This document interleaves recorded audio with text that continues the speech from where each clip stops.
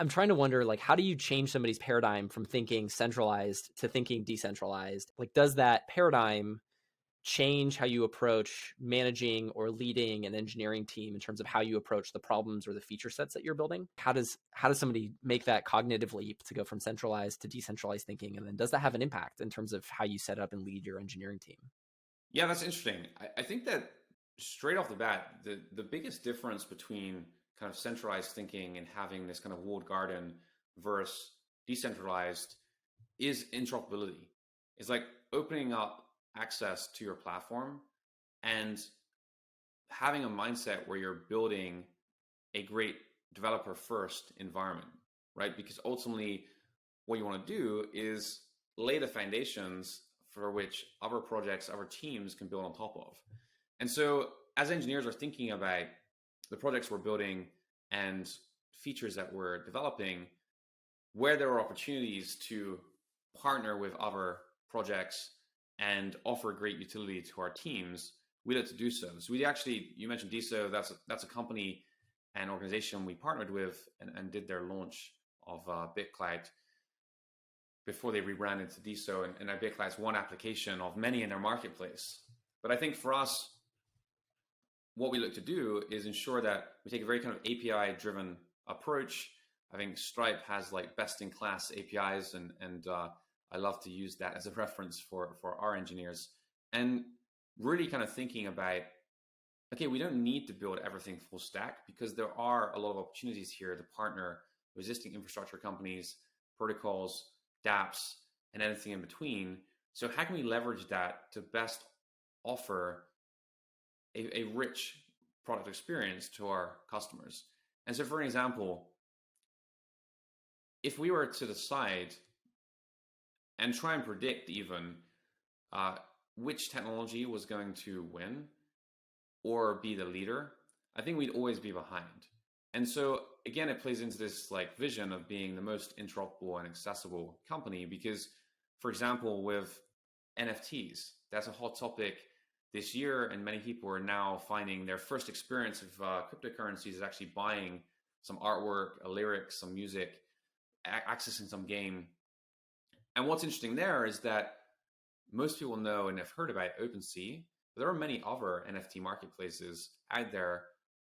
The difference is they're built on different chains. And so when we think about this problem of like, oh, do we integrate with one of these providers, or do we create something that is interoperable?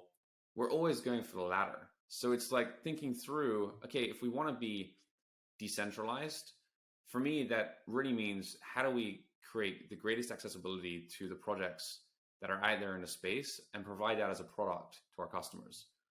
And so when we're thinking about building this NFT marketplace, which kind of was announced a few weeks ago, we're thinking about, okay, how do we build out a product experience that is cross-platform, fully interoperable, and gives the user the greatest feature richness possible without kind of over-indexing on one and kind of assuming they're only ever going to trade on Ethereum or some other chain.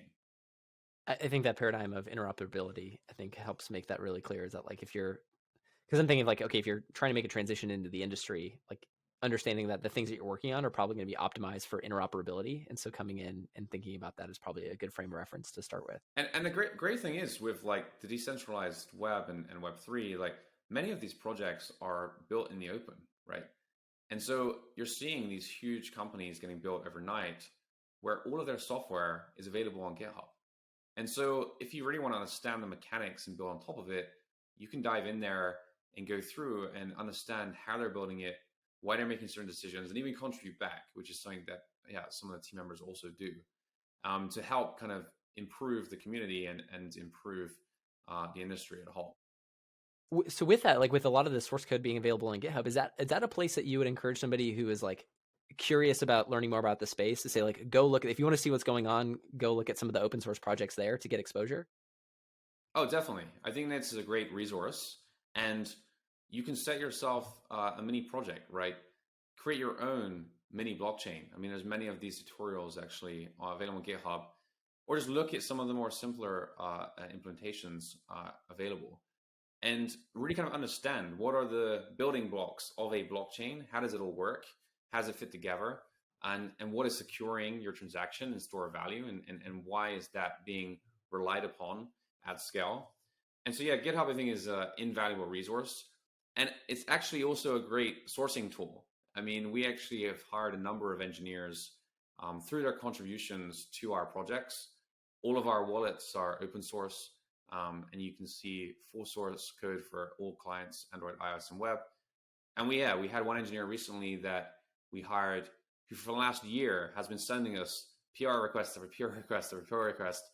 And in the end, we're like, wow, we just have to hire this individual. He's like a prolific contributor to our code base, probably contributing more code than some of the internal employees. And and so we're like, yeah, let's hire him. And so we ended up hiring this individual, and they joined us a few months ago. So it's also, yeah, a great way of actually finding great talent. And I think, yeah, I would recommend anyone to try and one, use it as a reference and resource to learn the mechanics and core concepts. But two, try and contribute, because that actually helps to kind of build your discipline, your muscle memory, and really understand the stylistic points of like, what does it mean to build great software at scale? How do you architect it? How do you write great comments, great tests? Like all of the kind of best practices of software development is forced upon you when you contribute to someone else's code base, because they have very strict guidelines that you have to follow. So I think it's like a very quick, accelerated way of learning the ropes and understanding what works and what doesn't.